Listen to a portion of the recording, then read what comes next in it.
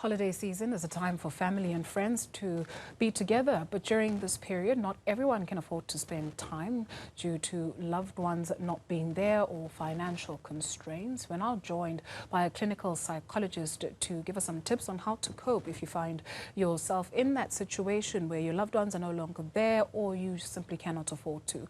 Uviwe Ncanywa is a clinical psychologist and he joins us for those tips. Thank you very much, Uviwe, for your time this afternoon. Perhaps speak to people firstly who say, well, we have no family traditions or there is no matriarch anymore. So they're questioning their reasons for even going back home. Some are saying, oh, I need to go back home, but I haven't really made enough to even sustain myself throughout the year. So that pressure of going back home with nothing, is it okay?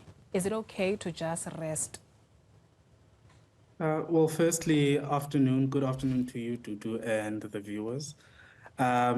Maybe I think just to jump straight into it, I think, like you said in your intro, the festive season can tend to, or does usually put a spotlight on family and relationships, the relationships that we have, the quality of those relationships. Some people like to refer it as a time of reflection and a time of celebration, celebrating those relationships. So it does put a very big or shine a big spotlight on those relationships and the quality of them. So I think some of the things that you're mentioning in your question are maybe some of the factors that, especially those who live far away from family and travel back to family during holidays, and especially this holiday of the festive season, there is stresses that come into play, like finances. Am I financially ready to go home? Can I take on what expectations do people back home have for me?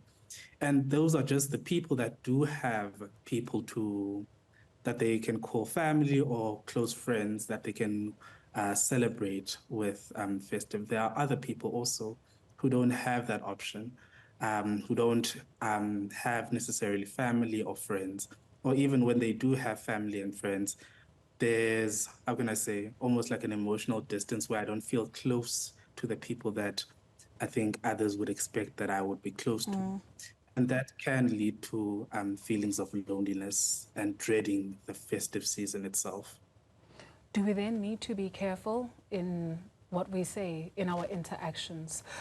So maybe I speak to you and I say, are you going home for the holidays? And you say, no, you're not going home. Do I invite you or do I just let you be? How should people respond, or how should we meet people at their point of need? I think being mindful of your fellow man, that we don't all come from the same situations. I think in all the rituals and traditions that we might have around the festive season, it means different things for different people.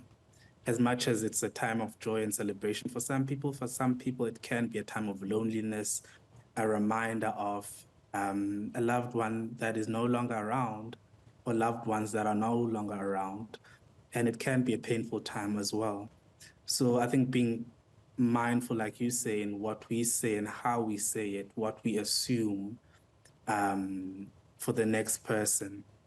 And in part of being mindful, if you know that there's a friend or a colleague that doesn't have anyone to be with in this festive season, if you are able to, include them in your ritual and traditions, include them, reach out to them, check on them if you can't, if you're moving far away from the person during the season. So they also know that they are not on their own. I think there is a saying that says no man is an island.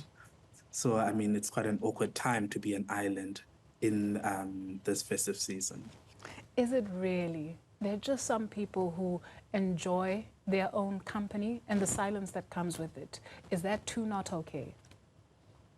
I suppose that wouldn't be particular to the festive season, a certain type of people I prefer my space and to be alone sometimes. All the time, I'm not quite so sure, Dudu.